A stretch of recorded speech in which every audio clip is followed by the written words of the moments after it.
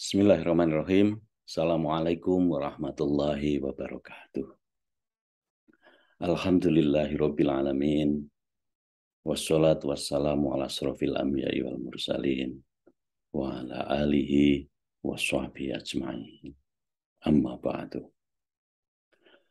Dear brothers and sisters, let's pray and praise to Allah, glory to Him, the exalted for all ni'mah given to us, especially for Iman, Islam, and a good health. Al-Quran was revealed as a guide for humanity, with clear proofs of guidance and a standard to distinguish between right and wrong. Among the ways Al-Quran guiding human being, telling the history of early peoples behaved, is mostly used to teach us. Why? Although time is changing, but the basic behavior of human being will never change. Willing eternity, the greediness, LGBT, exploitation and domination, cheating are just a few examples behavior that still lasts up to now and then. More than half part of the Al-Quran teach us using the history. The importance of learning the history is also been stated by Winston Churchill by saying, those who fail to learn from history are doomed to repeat it. Brothers and sisters, now let's take one of these histories. It is the stories of Talut or Sahul. It is on Surah Al-Baqarah, verse 249. And there Allah says, Falamma fasola tolutu bil junudi qala innallaha mubtalikum binaharin faman syariba minhu falaysa minni wa man lam yat'amhu fa innahu minni illa man iqtarofa urfatum bihadi. When Saul marched forth with his army, he cautioned, Allah will test you with a river. So whoever drinks from it, it is not with me. And whoever does not taste it, except a sip from the hollow of his hand, is definitely with me. Then this ayah continue. Fasharibu minhu illa qalila minhum.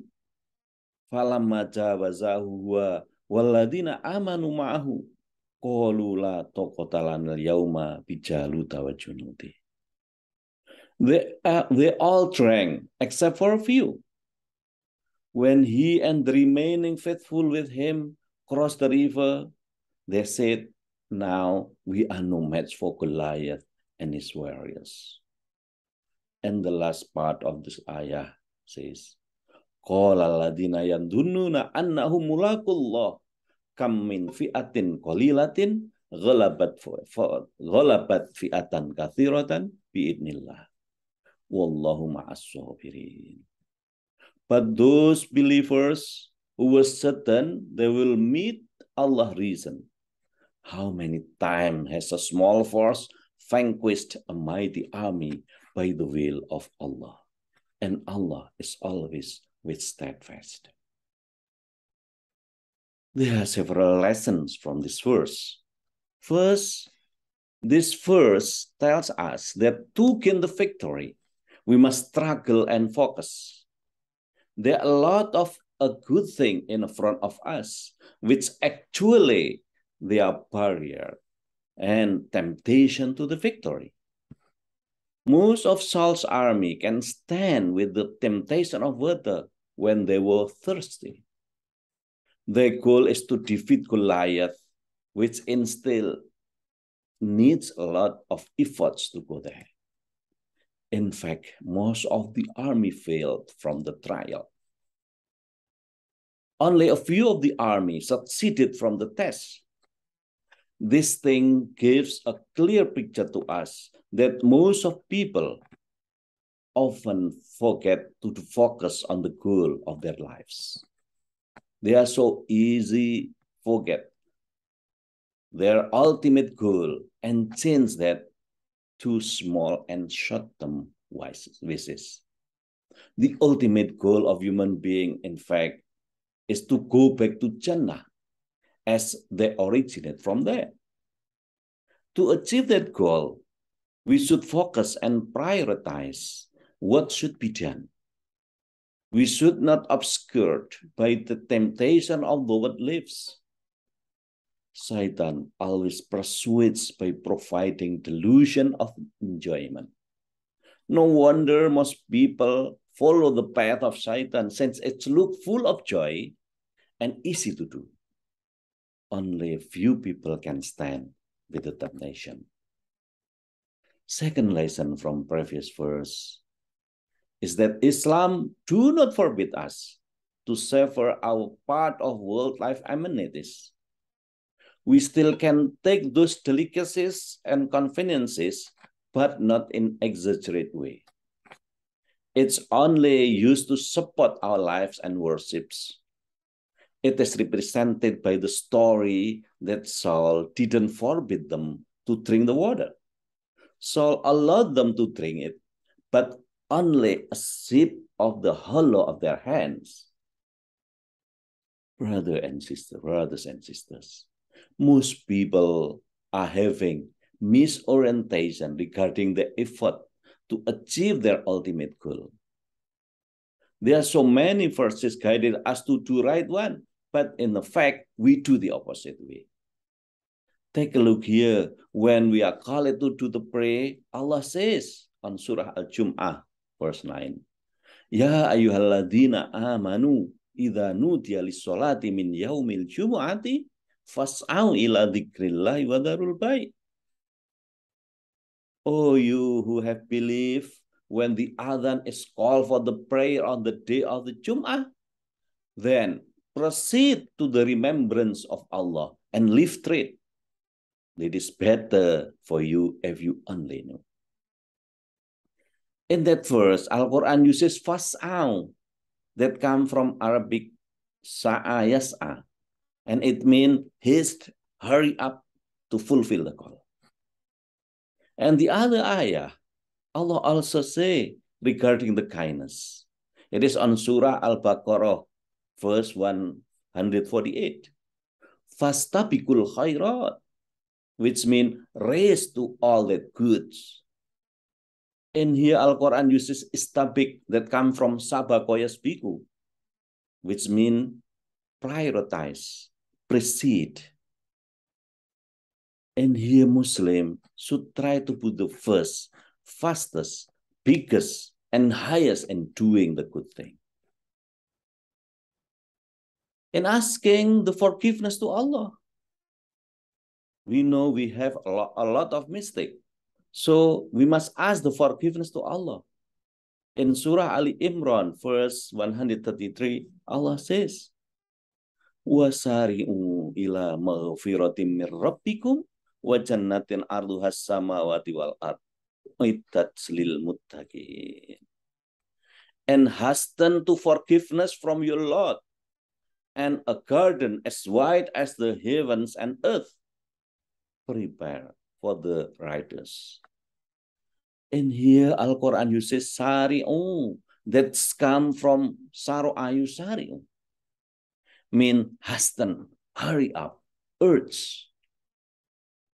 And let's take a look on the ayah regarding the approaching to Allah. Al-Quran says in Surah Ad-Dhariyat, verse 50, Fafirru ilallah inni lakum minhu nadhirum mubin.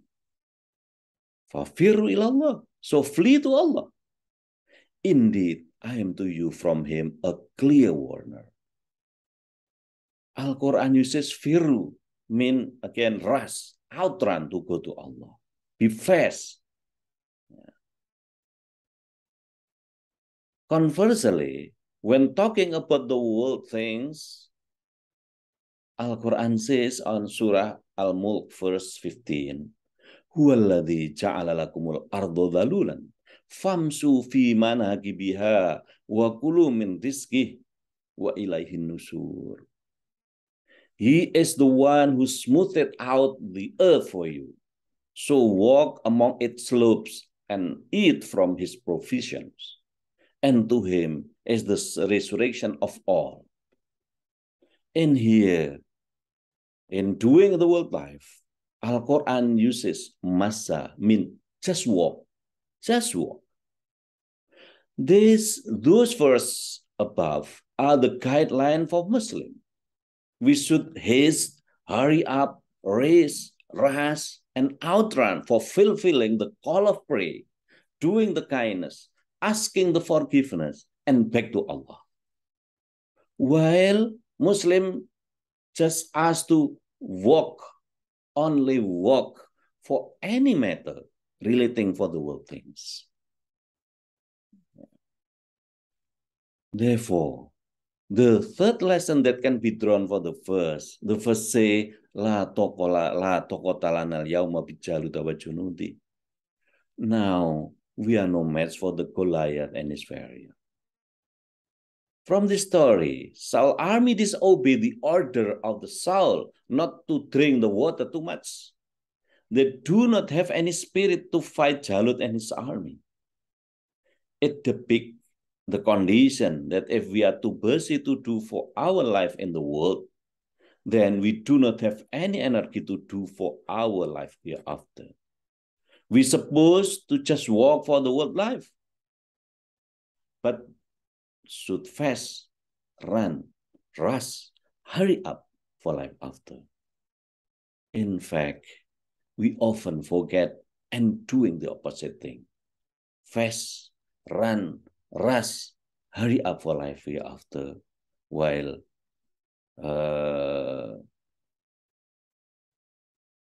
we do the opposite thing. We should fast, run, rush, hurry up for hereafter, but we do just slowly, just walk for that, and we run for the world life.